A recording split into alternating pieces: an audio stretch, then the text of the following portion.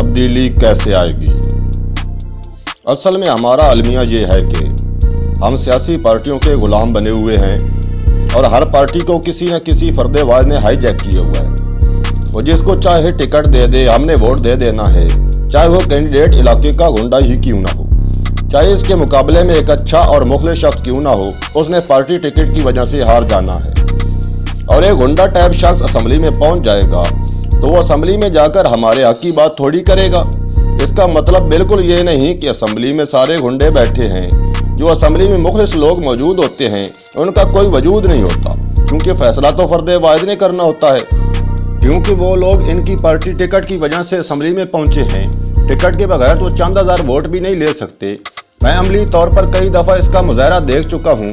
जिस दिन हमने पार्टियों से हटकर कैंडिडेट की शख्सियत को वोट देना शुरू कर दिया, उस दिन तब्दीली आ जाएगी, क्योंकि असेंबली मेंबर का अपना वजूद होगा और आइंदा हर बंदे को पता होगा कि अगर हमने आवाम के लिए कुछ ना किया तो हमें वोट नहीं मिलेगा। इनको पता होगा कि पैसे से खरीदा हुआ पार्टी टिकट किसी काम नहीं आएगा।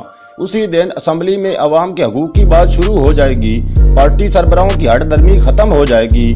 सारी बात का लुब्बे लुबाब ये है कि आप अगर चाहते हैं कि हमारे मुल्क में हकीकी तब्दीली आए तो पार्टी से हटकर अच्छी शख्सियत को वोट दें। जब अच्छे लोग असेंबली में पहुंचेंगे तो वक्त के फिरौनों को भी बदलना पड़ेगा।